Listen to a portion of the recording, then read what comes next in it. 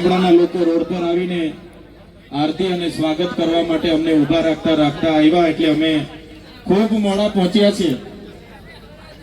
પણ અહીં આવીને અમે જોયું તો દાહોદના વડીલો, દાહોદના યુવાનો અને માતા બહેનોમાં જે જુસ્સો છે, જે ભાવ છે અમારા માટે, આ તમારો ભાવ, આ તમારી લાગણી, આ તમારો પ્રેમ અમને અવારનવાર આ વિસ્તારમાં ખેંચી લાવે છે.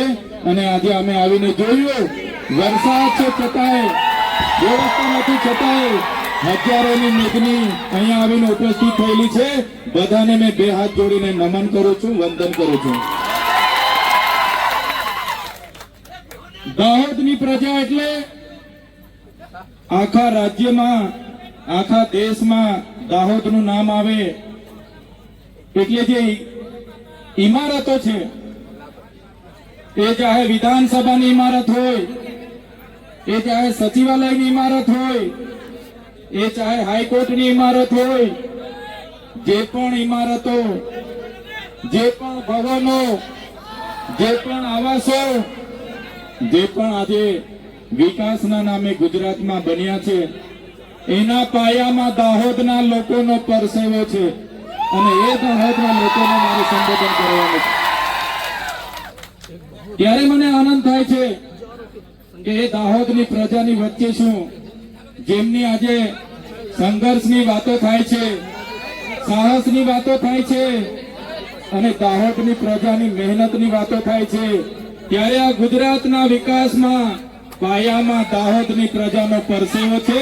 એટલા માટે આજે ગુજરાત વિકાસની પંથે આગળ વધી રહ્યું છે. આઝાદીના 78 વર્ષ થઈ ગયા. આજે અઠવાડિયા પહેલા, દિવાળી પહેલા ગુજરાતની સરકારે વિકાસ સપ્તાહ માટે ગામડે ગામડે રથ લઈને એમના ધારાસભ્ય અને સાંસદ સભ્ય પહોંચતા હતા, ફરતા હતા અને વિકાસની ગાથા સંભળાવતા હતા. વિકાસની મોટી મોટી વાતો થતી હતી. ત્યારે વિકાસ મહોત્સવ આજે ચાલે છે. એક બાજુ 78 વર્ષનો અમૃત મહોત્સવ ચાલે છે, છતાં આજે એ દાહોદ જિલ્લો હોય કે નર્મદા જિલ્લો હોય, આજે ગુજરાતના અને દેશના અતિ પછાત જિલ્લામાં દાહોદ અને નર્મદા જિલ્લાનું નામ આવે છે. આઝાદીના 78 વર્ષ થઈ ગયા. અમારા દાહોદના લોકોએ આ દેશની, આ ગુજરાતની ઇમારતોમાં પરસેવો પાડ્યો છે. એક પ્રકારે નર્મદાના, છોટાઉદેપુરના, મધ્યપ્રદેશના, મહારાષ્ટ્રના લોકોએ નર્મદા ડેમમાં પોતાની જમીનો આપી દીધી.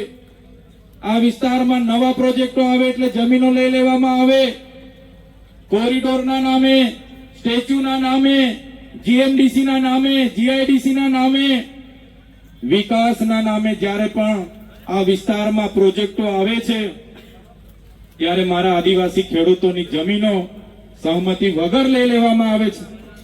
ગ્રામ સભાની સહમતિ નથી પણ લેવામાં આવતી અને બારોબાર જમીનો લેવામાં આવે છે. ત્યારે આજે આખા દેશમાં 40 લાખથી પણ વધારે આદિવાસીઓ વિસ્થાપિત થયા છે. આજે એમના માટે દાહોદ આટલો મોટો જિલ્લો હોય, દેશના વિકાસમાં દાહોદે આટલું મોટું યોગદાન આપ્યું છે, છતાં હમણાં દિવાળી પતી જશે એટલે મારા દાહોદના ભાઈઓ અને બહેનો માથા પર પોટલા અને હાથમાં છોકરા લઈને મજૂરીએ જતા જોઈએ છે. અમે ગાંધીનગરમાં મળે છે, સુરતમાં મળે છે, ભરૂચમાં મળે છે, અમને અંકલેશ્વરમાં મળે છે, વડોદરામાં મળે છે. અમે પૂછીએ, બેન તમે કાના છો? તો કે ભાઈ અમે તો દાહોદથી છે. નાના નાના છોકરાઓને ત્યાં મજૂરી માટે, મજબૂરી, આ પેટનો ખાડો પૂરવાની મજબૂરી એમને ત્યાં લઈ જાય છે. ત્યારે આ ગુજરાત સરકારને કહીએ છીએ, આજે તમારો આઝાદીનો 78મો વર્ષ ચાલે છે. તમે અમૃત મહોત્સવ પાછળ અબજો રૂપિયાનો ખર્ચો કરો છો. હમણાં વિકાસ સપ્તાહના નામે તમે આ વિસ્તારોમાં રથ ફેરવતા હતા, એમાં કરોડો રૂપિયાના ખર્ચાઓ કર્યા છે. મનરેગા યોજનામાં દરેક બિનકુશળ શ્રમિકને 100 દિવસ રોજગારી આપવાની વાત હતી. આજે અમારા આદિવાસી વિસ્તારોમાં રોજગારી ન હોવાથી અમારી બેન દીકરીઓ જ્યારે શહેરોમાં જાય છે ત્યાં અમારી બેન દીકરીઓનું શોષણ થાય છે, અન્યાય થાય છે, બળાત્કારો થાય છે. આ મજબૂરી, આ પરિસ્થિતિ પેદા કરનારી આ ભારતીય જનતા પાર્ટીની સરકાર છે. એમને આવનારા દિવસોમાં ઉખાડીને ફેંકી દઈશું. મનરેગામાં કૌભાંડો થયા. અમારા લોકો એક બાજુ રોજગારી માંગે, અમને રોજગારી આપો, રોજગારી આપો, અને આપણા મંત્રીઓના છોકરાઓ રોજગારીના પૈસા પોતાના એજન્સીના ખાતામાં કરોડો રૂપિયા ફેરવી લીધા. અહીં એક બાજુ આપણી બહેનો પીવાના પાણી માટે તરસે અને એમના સાંસદ, એમના ધારાસભ્યના લોકોએ નલ સે જલમાં કરોડો રૂપિયાના કૌભાંડો કરી લીધા. અહીંયા દાહોદમાં આપણા મૂળ માલિકોની જે જમીનો હતી એ જમીનો ખોટા દસ્તાવેજો ઉભા કરીને કેટલાક અધિકારીઓ અને નેતાઓએ બારોબાર વેચી દીધી. ત્યારે મારા યુવાનોને, મારા વડીલોને આહવાન કરું છું, મેં આવનારી ચૂંટણીમાં એ લોકોને તમારે આનો જવાબ, ઈંટનો જવાબ પથ્થરથી આપવાનો છે. ઈંટનો જવાબ પથ્થરથી આપવાનો છે. જંગલ ખાતામાં ગયા વર્ષે 100 કરોડનું દાહોદનું કૌભાંડ થયું. ગુજરાત પેટર્નમાં કૌભાંડ થયું. આદિ આદર્શ ગ્રામમાં 100 કરોડ રૂપિયા દાહોદમાં આવ્યા, એનું કૌભાંડ થયું. દરેક વખતે અમે દાહોદ આવીને મીડિયા મિત્રોને જણાવ્યું કે દાહોદના લોકો સાથે આટલી બધી અન્યાય કેમ. ત્યારે આ વિસ્તારના સાંસદોના નામ આવે અને તપાસ બંધ થઈ જાય. આ વિસ્તારના ધારાસભ્યોના નામ આવે અને તપાસ બંધ થઈ જાય. આ વિસ્તારના મંત્રીઓના નામ આવે અને તપાસ બંધ થઈ જાય. હવે સરકારો, મંત્રીમંડળ બદલી રહી છે, પણ અમારી પ્રજા આવનારા દિવસોમાં તમારી સરકાર બદલી નાખવાની છે.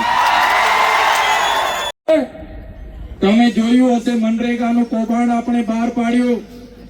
નકલી કચેરી અહીંયા સિંચાઈની બોડેલીમાં આપણે બહાર પાડી. ટેટ પાસ ઉમેદવારો માટે આપણે અહીંયા રેલીઓ કરી. પોસ્ટ મેટ્રિક શિષ્યવૃત્તિ બંધ કરી દેવામાં આવી. આપણા બાળકો ઉચ્ચ અભ્યાસ માટે વર્ષોથી પોસ્ટ મેટ્રિક શિષ્યવૃત્તિ મળતી હતી, જેના આધારે આપણા યુવાન અને યુવતીઓ મેડિકલમાં જતા, જીએનએમમાં જતા, ફાર્મસીમાં જતા, બીએસસીમાં જતા, ડિપ્લોમા કરતા, ડિગ્રી કરતા.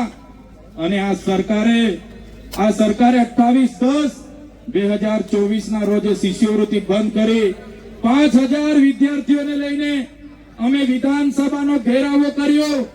ત્યારે આ વિસ્તારનો એક પણ ધારાસભ્ય આપણા બાળકો માટે એક શબ્દ બોલવા તૈયાર નહોતો.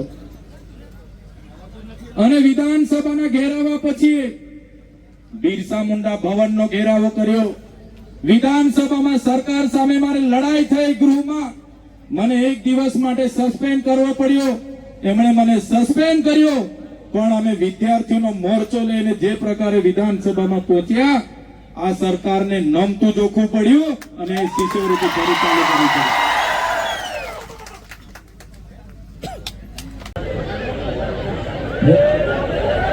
ગોવિંદભાઈ વરસિંહભાઈ મોટિયાંડી તેઓ તેમને સાહેબના હસ્તે ખેસ ધારણ કરે. મુખ્ય મહેમાનો સનુભાઈ,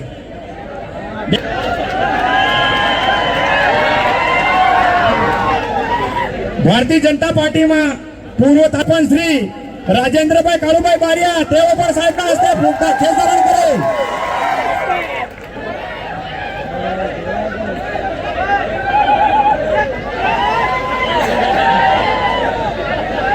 દલસિંહભાઈ બારિયા જેઓ ભાજપ લડેલા એવા દલસિંહભાઈ બારિયા તે પણ આંબા સીટથી એ પણ સાહેબનું સ્વાગત કરે. તમામ જિલ્લા સીટ વાઇઝ મેન આગેવાનો